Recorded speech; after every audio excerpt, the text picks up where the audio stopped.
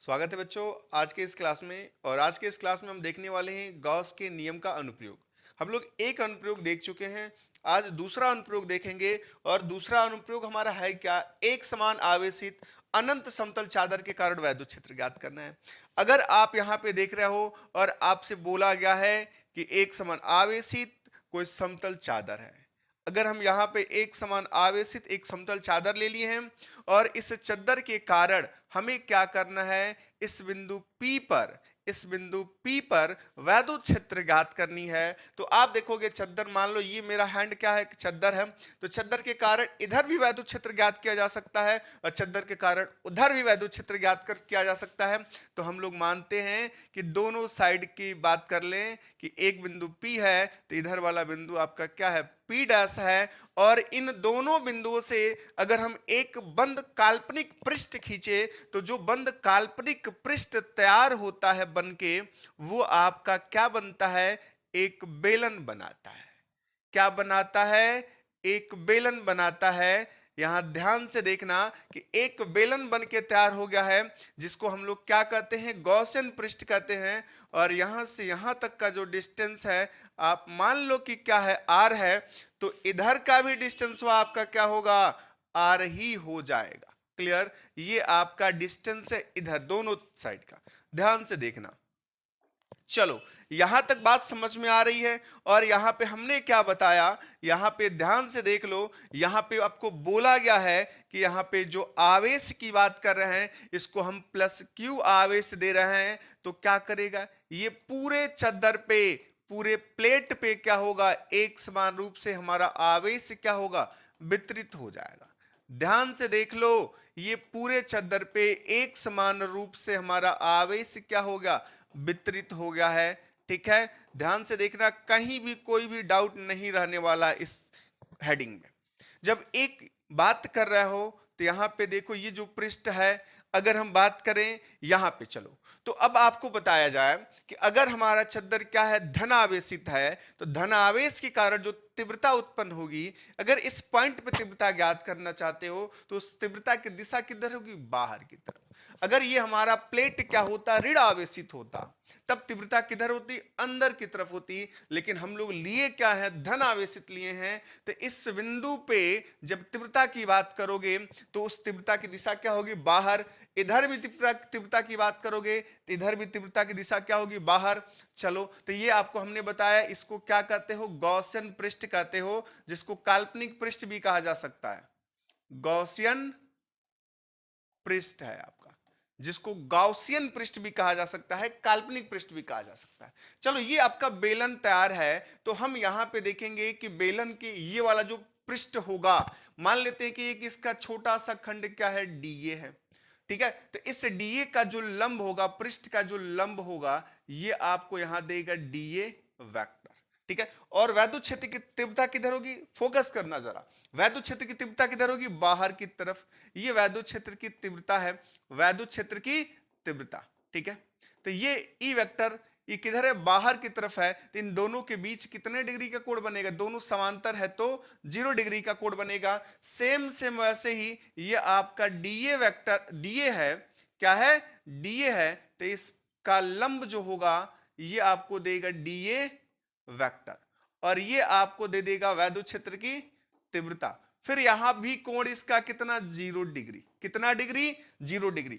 But अगर कहीं इधर आप इसका ले लेते पृष्ठ, या आप ये इधर ले लेते, अगर इसका एरिया हम लोग मानते कि डीए है और इसका एरिया क्या है आपका, डीए है।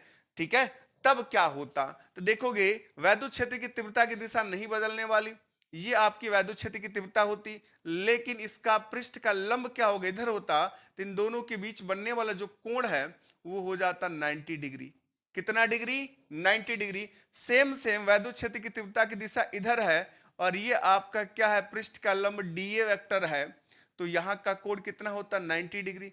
और जब कोण 90 डिग्री होता है, यानी कि पृष्ठ के लंब के साथ, पृष्ठ के लंब के साथ वैद्युत क्षेत्र क्या हो, 90 डिग्री का कोण बना रहा हो, तो आप वहां समझ जाना कि जो वैद्युत फ्लक्स होता है क्या होता है, 0।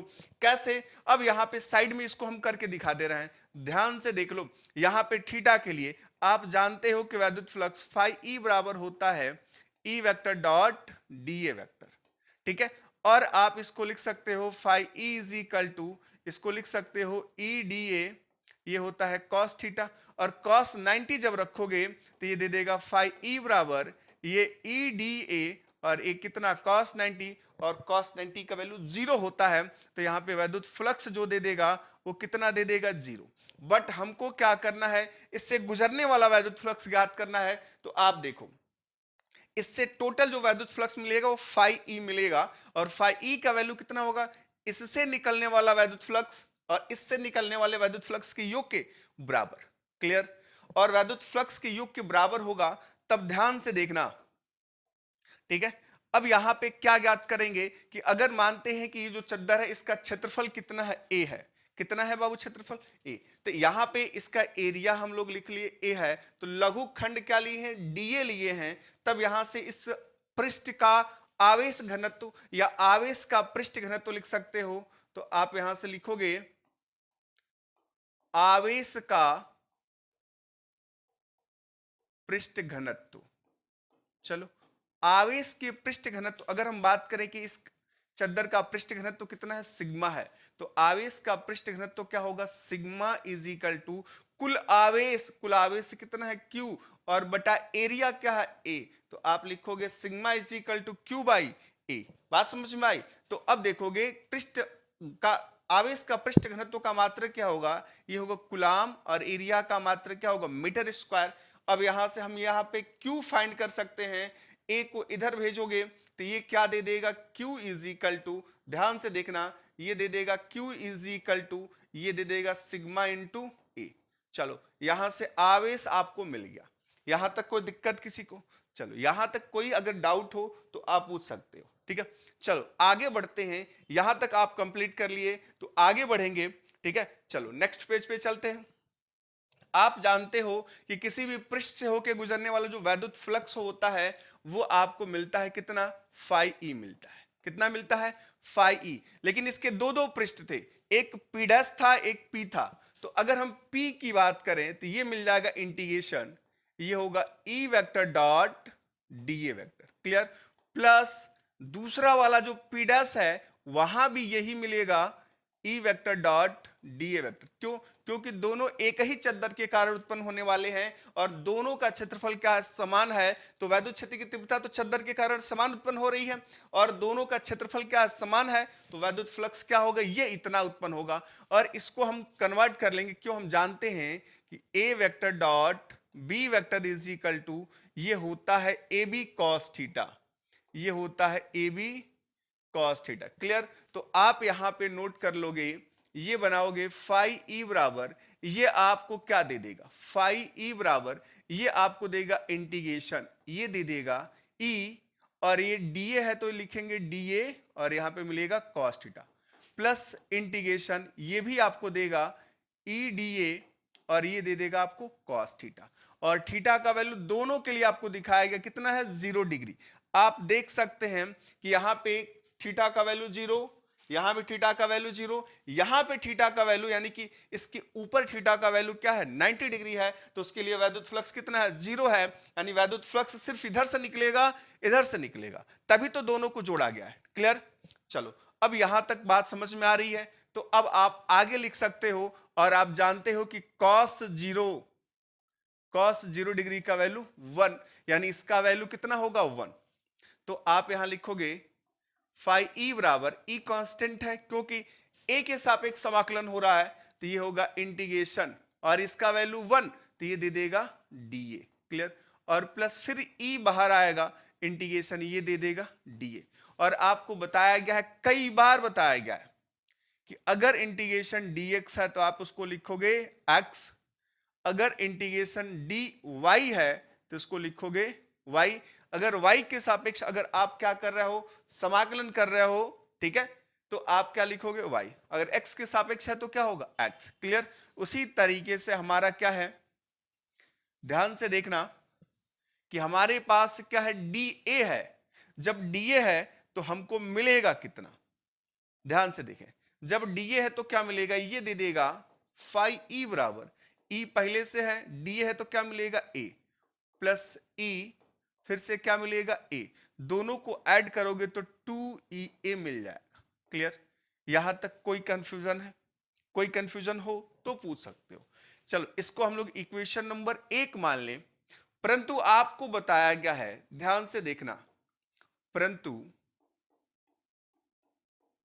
गॉस की प्रमेय से, गॉस की प्रमेय से क्या बताया गया है कि किसी भी बंद पृष्ठ से होकर गुजरने वाला जो कुल वैद्युत फ्लक्स होता है उस पृष्ठ के कुल आवेश का 1/ε0 गुना होता है। यानी इनके अनुसार जो वैद्युत फ्लक्स उत्पन्न होता है वो आपको कितना मिलता है? ध्यान से देख लो, सॉरी ये थोड़ा सा डस्ट जम गया है, ठीक है। तो ये जो वैद्युत फ्लक्स मिलेगा, क्लियर, ये आपको मिलता है Q/ε0।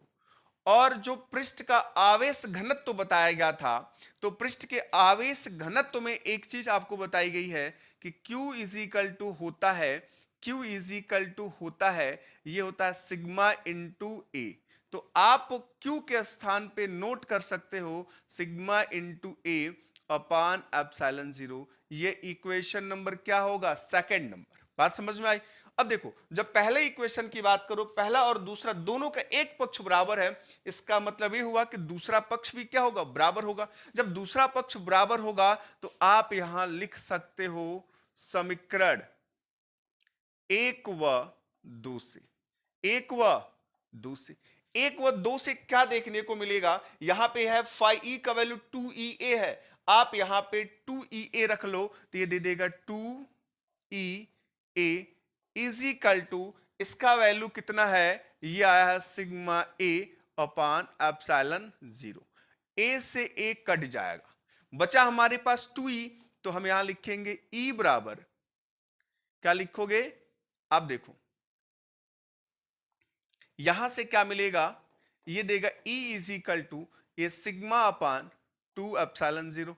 बात समझ में आई? तो देखो, अगर हम बात करते हैं कोई हमारे पास चद्दर है, चालक हो चाहे अचालक हो, और उस पे आवेश हम लोग क्या किए हैं? वितरित किए हैं, आवेश दिए हैं, तो उसके कारण जो तीव्रता मिलेगी वो आपको मिल जाती है σ/2/ε0। ठीक है, अब देखो ये आप नोट कर लेना, ठीक है। चलो एक बार हम प्रीवियस से कर देते हैं, यहां से पहले आप नोट करोगे। बात समझ में आ रही है? ये आप कंप्लीटली नोट करने के बाद फिर आप कहां जाओगे? यहां जाओगे। और चलो एक चीज और बता दें, अगर आपको नोट्स चाहिए होगा तो आप मेरे Telegram channel sigma classes BST पे जाओ, वहां पे आपको पीडीएफ फॉर्मेट में नोट्स मिल जाएगा, और यहाँ पे आपको टॉपिक को समझाया जा रहा है। यहाँ वीडियो देख लो और वहां से नोट्स कंप्लीट कर लो, आपका पूरा कंप्लीट हो जाएगा। ठीक है, चलो यहां पे देखो, ये देख चुके हो कि E इज इक्वल टू σ/2/ε0 है। इस सूत्र में कहीं देखो, कहीं आर हो रहा है कि इसके निकट वैद्युत क्षेत्र सर्वत्र क्या होगा? समान होगा। बात समझ में आ रही है? चलो दूसरा नंबर आपको ये बताया जा सकता है, दूसरा नंबर आप यहाँ पे ये लिख सकते हो, ध्यान से देखो, यानी कि इसके निकट वैद्युत क्षेत्र सर्वत्र समान तो मिल गया। और दूसरा नंबर आप पॉइंट इसमें ये लिख सकते हो कि यहाँ पे अगर ये क्या है, जो आवेश आपका धन है, ये क्या होता? ऋण होता, तो जो तीव्रता की दिशा अंदर बाहर की तरफ है वो क्या होती? अंदर की तरफ हो जाती। अगर हम यहाँ पे बात करें कि ये ऋण आवेश हो गया, ये टोटल क्या हो गया? आपके ऋण हो गए, माइनस हो गए, तो जो तीव्रता है वो क्या होगी?